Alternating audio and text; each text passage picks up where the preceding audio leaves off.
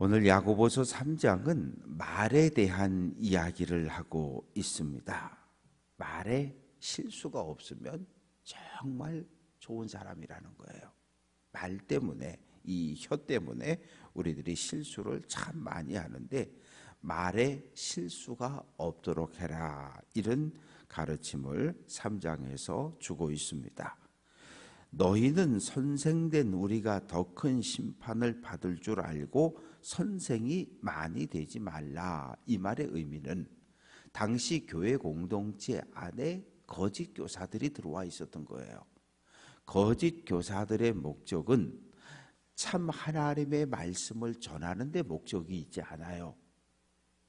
거짓말로 성도들을 유혹해서 믿음의 길에서 끌어내고 절망과 낙심에서 믿음의 길을 떠나버리도록, 그리고 서로 싸우게 만들고 다투게 만들고 교회 공동체를 깨고 파괴하는, 요즘 표현으로 하면 이단이라든지 거짓 교사, 사이비들, 어떻게든 하나님의 몸인 교회를 파괴하려고 하는 악한 세력들이 사용하는 것이 바로 말이라고 하는 거예요. 말. 그래서 2절 말씀 보면 우리가 다 실수가 많으니 만일 말에 실수가 없는 자라면 곧 온전한 사람이라. 우리가 연약함을 가지고 있다는 거죠. 죄의 유혹에 넘어갈 수밖에 없는 연약함을 가지고 있고, 또 우리가 우리의 이 혀를 잘못 놀려서, 이 말을 잘못해서 교회 공동체를 다툼을 일으키기도 하고 서로 간에 싸움을 일으키기도 하고, 이런 우리들이 연약함을 가지고 있다고 인정을 하고 있습니다. 그렇죠. 여기서 실수라고 하는 것은 죄를 지을 수 있는, 죄의 유혹에 넘어갈 수 있는 아담과 하와만 넘어간 게 아니라, 다윗만 넘어간 게 아니라 오늘 이 시대를 살아가는 우리들도 죄의 유혹에 넘어갈 수 있는 연약한 존재라고 하는 것을 깨달으라는 거예요. 그러면서 세 가지 비유를 하는데, 첫째는 말입니다. 말은 사람보다 엄청나게 커요. 그런데 금속이나 나무나 이런 걸 가지고 입 안에다가 집어넣고 좌우로 줄을 당겨서 오른쪽으로 왼쪽으로 또 동시에 하면 정면을 향해서 뛰어가도록 그렇게 철저하게 훈련이 되어졌습니다. 이 재갈이라고 하는 것 때문에, 통증 때문에, 왜? 이 말을 안 들으면 이걸 당기고 때려서 통증을 주니까 말이 순종할 수밖에 없는 거예요. 그런데 말이라고 하는 짐승은 이 성격이 온유해요.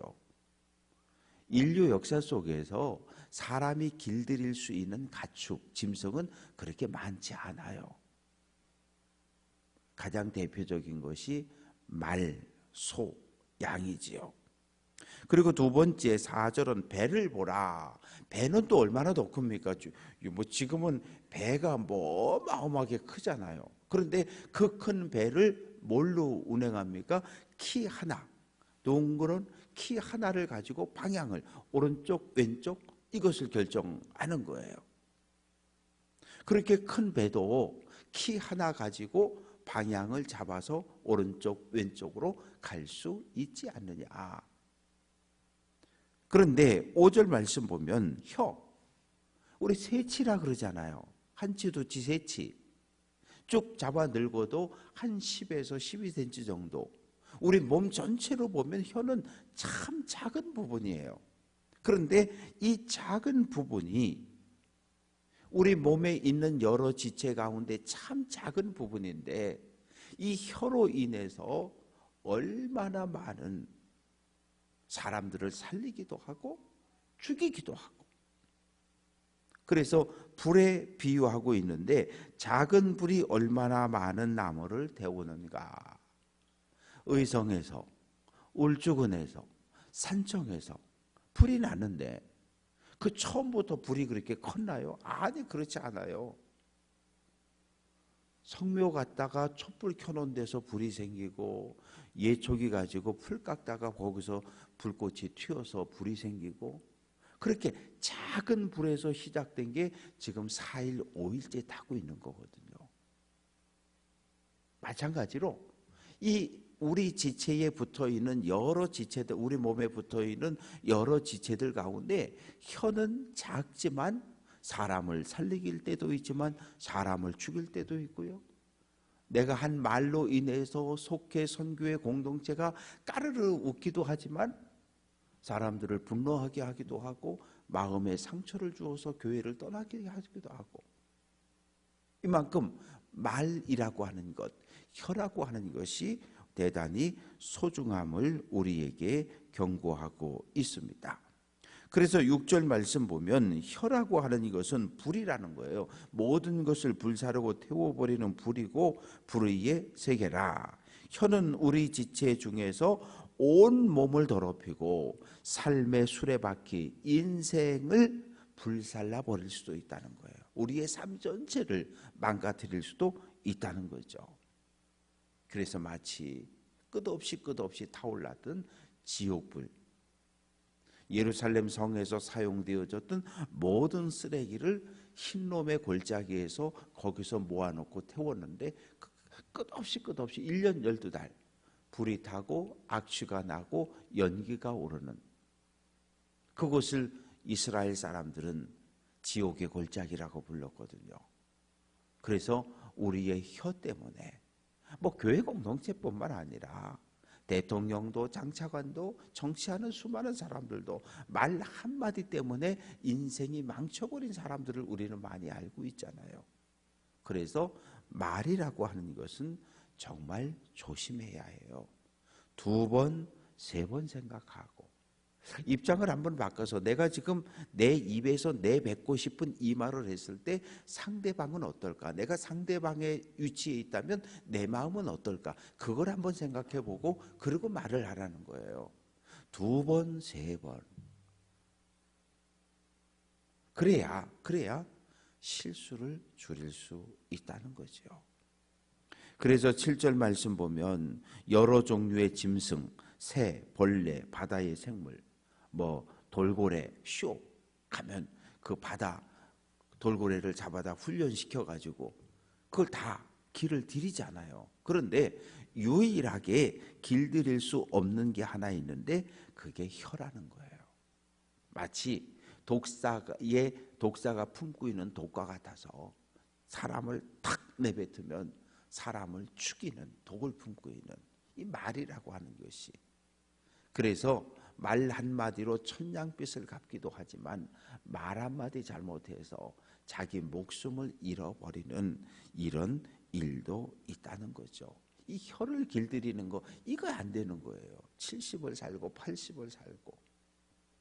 그래서 옛날 부모님들이 자녀들에게 그렇게 이야기한 게 뭐예요? 혀 조심해라, 말 조심해라, 입 조심해라. 왜? 말 한마디 때문에 인생을 망칠 수 있는 것을 부모님들은, 조상들은 아셨기 때문이에요. 그래서 9절 말씀 보면 이것으로 우리가 주 아버지를 찬송하고 또 이것으로 하나님의 형상대로 지음을 받은 사람을 저주하나니. 예배가 시작돼서요, 한 입으로 하나님을 찬양하고 영광 돌리고 기도하고 예배가 끝났어요, 나가면서 싸우기 시작하는 거예요. 너 때문이야, 너 때문이야. 입에서 온갖 욕설과 혼남과 저주를 그냥 쏟아내는 거예요. 그리고 또 예배 시간 되면 또 모여서 찬양하고 기도하고 말씀 전하고 아멘하고 예배 끝나면 또 싸우고. 이러면 안 된다는 거거든요. 그래서 어떻게 한 입 가지고 두 말 하냐는 거예요. 입은 하나인데 하나님을 찬양하던 그 입술로 어떻게 하나님의 형상대로 지음받고 창조되어진 믿음의 사람들을 향해서 독설과 욕설을 쏟아낼 수 있냐는 거예요. 이거 누가 했던 거예요? 출애굽 1세대의 전공이었거든요. 출애굽 1세대가 제일 잘하는 게 뭐예요? 하나님의 은혜를 경험하면 와 하나님하고 찬양하고, 조금만 힘들고 고통스러우면 입을 열어서 온갖 원망과 불평과 욕설을 쏟아붓고 모든 책임을 모세와 아론에게 쏟아부었던 사람들, 출애굽 1세대의 주특기였거든요. 그런데 그 주특기를 오늘 이 거룩한 교회 공동체에 속해 있는 우리들도 이거 하고 있는 거예요. 하나님을 예배하든 찬양하든 그 입술을 가지고 형제를 축복하고 형제에게 복을 빌어주고 기도해주고 이래야 되는데, 위로해줘야 되는데 우리는 그렇게 못한다는 거잖아요. 그러면서 어떻게 한 샘에서 단물과 쓴물이 나올 수 있느냐. 쓴물은 사실은 짠물을 이야기하는 게, 소금기가 많아서 마실 수 없는 물을 이야기하고, 단물이라고 하는 이것은 마실 수 있는 신선한, 세상 어떤 샘에서도 12시부터 낮 12시까지 12시간은 단물이 나오고 신선한 물이 나오고, 오후 땡 하면은 또 밤까지는 쓴물을 내는 그런 샘은 전 세계 어디에도 없어요. 한결같거든요. 신선한 물을 내는 샘은 신선한 물을 내고, 짠물, 쓴물을 내는 샘은 늘 짠물, 쓴물을 내는 거예요. 그런데 유일하게 하나님의 형상대로 창조되어진 사람만 한 입에서 하나님을 찬양하기도 하고, 예배만 끝나면 독서를 형제에게 퍼붓기도 하고, 그러면 안 된다라고 이야기를 하고 있습니다. 그러면서 13절에서 형제들아, 무화과 나무가 감람 열매를, 포도나무가 무화과 나무를 열매를 맺겠느냐. 감나무는 감을 내는 거고 사과나무는 사과나무를 내는 거지, 감나무에서 사과나무가 달릴 수는 없는 거잖아요. 그래서 오늘 우리들에게 입을 참 조심할 것을 경고하고 있고, 이제 13절부터 마지막까지의 말씀 속에서는 우리의 믿음을 행함으로 증거하라고 다시 한번 권면을 하고 있습니다. 13절, 너희 중에 지혜와 총명이 있는 사람이 누구냐. 지혜가 있다고 총명이 있다고 주장하는 사람이 누구냐. 누굴 얘기하는 거예요? 거짓 교사들을 이야기하는 거예요. 거짓 교사들. 그리고 선생이 되려고 하는 사람들, 스스로 선생님을 자랑했던 사람들이 누구냐라고 지금 질문을 던지는 거예요. 그러면서 그는 선생된 자는 선행으로 말미암아 지혜의 온유함으로 그 행함을 보여라.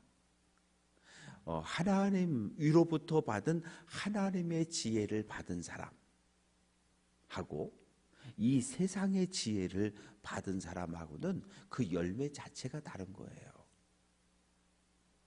애굽의 왕 바로가 어느 날 신하들을 다 불러 모으잖아요. 여러분, 아니 저 고센 땅에 살고 있는 저 히브리인들을 어떻게 해야 저 숫자를 줄일 수 있겠습니까? 좀 좋은 방법을 좀 내보십시오. 한 사람이 손을 딱 들더니, 일을 많이 시키면 될 겁니다. 아침부터 저녁까지 하루 종일 일을 시키면 저녁에 피곤해서 잠을 자기 때문에 자손이 번성하지 않을 겁니다. 그렇게 해봤는데 안 됐어요. 조금 더 지혜로운 방법이 없을까요? 예, 산파로 하여금 아들을 낳으면 죽이게 하면 됩니다. 그것도 안 됐어요. 좀 더 좋은 지혜로운 방법이 없을까요? 예, 있습니다. 아들이 태어나면 나일강에 던져 죽이면 됩니다. 그러면 히브리인들의 숫자를 줄일 수 있습니다. 이것이 세상의 지혜예요. 세상의 지혜는 공동체, 나라의 이익에 따라서 좋은 꾀를, 방법을 내놓는 사람. 하나님의 지혜는 그런 거 아니에요. 하나님의 지혜는 살리는 거예요. 생명을 살리는 거고, 구원하는 거고, 일으켜주는 거고. 그래서 오늘 말씀 속에서는 위로부터 내려오는 지혜가 있고 이 세상의 지혜가 있는데, 거짓된 선생들아, 너희가 지혜가 있다고 자랑하느냐? 너희 지혜를, 믿음을 삶으로 보여주라는 거예요. 그러면서 14절 말씀에서 너희 마음속에 독한 시기와 다툼이 있으면 자랑하지 말라. 진리를 거슬러 거짓말하지 말아라. 이 시기, 독한 시기라고 하는 건 뭐예요? 이 자기를 이 시기라고 하는 것은 두 가지 의미가 있어요. 긍정적으로 쓰여질 때하고 부정적으로 쓰여질 때. 긍정적으로 쓰여질 때는 나도 잘해보고 싶은, 나도 저 사람처럼 잘해보고 싶은, 나도 저 권사님처럼 신앙생활을 열심히 해보고 싶은 이런 마음, 이게 시기예요. 마음속에 일어나는 뜨거운 열정이거든요. 그런데 이게 부정적으로 표현되어질 땐 나보다 잘났어? 지가 잘난 게 뭐 있어? 내가 너 언젠가 한번 밟아줄게. 이런 마음이거든요. 이런 마음이에요. 열정이라고 하는 건 가치 중립입니다. 이 열정이라고 하는 것이 누구를 위해서 쓰여지느냐예요. 사도 바울은 정말 열정이 넘치는 사람이었어요. 그 뜨거운 열정을 인생 전반부에는 누구를 위해서? 유대교를 위해 다 쏟아부었단 말이에요. 예수 믿는 놈들 내가 가만두나 보자.